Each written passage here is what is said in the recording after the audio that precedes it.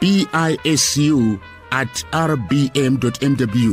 Telephone 0111 820 444.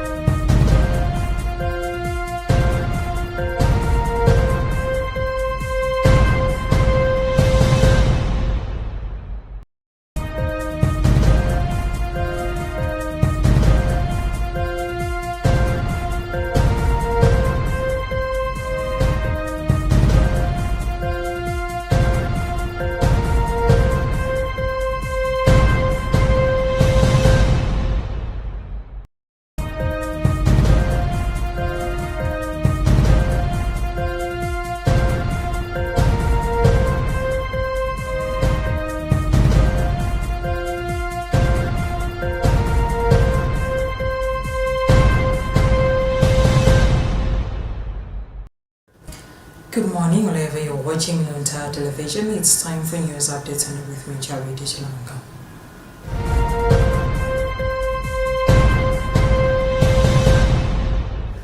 Pope Francis said Sunday that governments and civil society have a fundamental duty to help ensure that women are able to accept the gift of life. Speaking from the window of the Vatican's Apostolic Palace, the Pope said at the end of his generous address that he wanted to express his closeness to all women after International Women's Day, especially those whose dignity is not respected. Francis added that there is still a lot of work that each one must do in order to be concretely recognition of the quality, dignity of women. The Pope's comments came 1 week after France enshrined the right to abortion in its constitution. Pope Francis did not mention abortion by name in his remarks, but underlined the fundamental duty to protect the dignity of every human being and to offer women the necessary conditions to be able to accept the gift of life.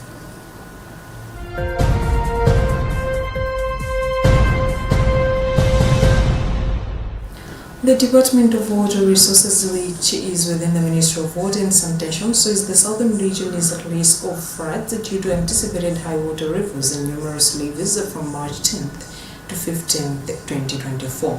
James Chideti, Director of Water Resources, has urged the public to exercise caution, advising against settlement near and crossing of flooded rivers and streams. Chideti, in a statement, emphasized the importance of utilizing community-based flood early warning systems to mitigate the risk of loss of life caused by floods.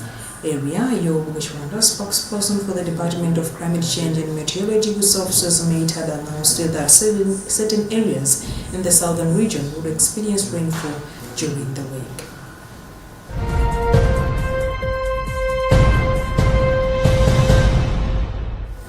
Civil society organizations in the country have the Constitutional Amendment Bill and Judicial Service Administration Bill. The organizations observe that the two bills are critical for Malawi's justice system to thrive. Speaking in an interview on behalf of the Joint Civil Society Chairperson for the National Advocacy Platform, Benedict Kondowe, said the enactment of the bills is not just a necessity, but rather an urgent imperative for Malawi's justice system to thrive. He added that efforts to fortify judicial and accountability must extend to the appointment of judges, ensuring a transparent and merit-based selection process free from political interference.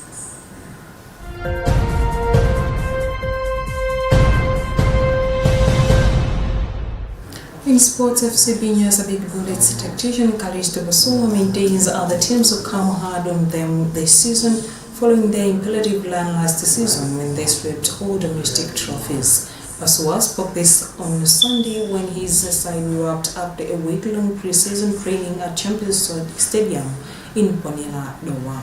He stressed that the People's team must strive to be ahead of everything if they are to beat the tough competitions ahead. On Sunday, Bullets beat Chatoloma at Mark 4-1 in a friendly encounter with goals from Matthews Masamba, Chimango Kaira, Komijani Shira and Anthony Funi, while Andre Joseph netted the consolation goal for the horse.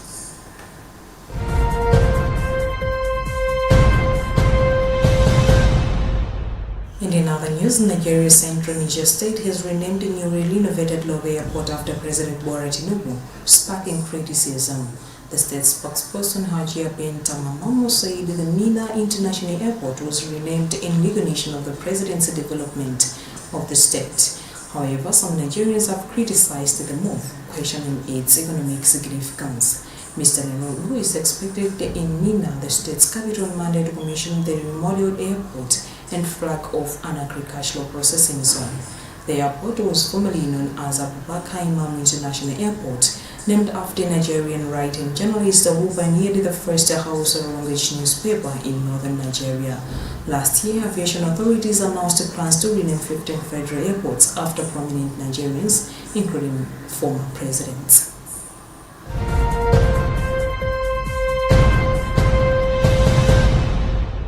And that's about what we have time for in this edition of News Updates at 10. My name is Charity Chlanga. Good morning.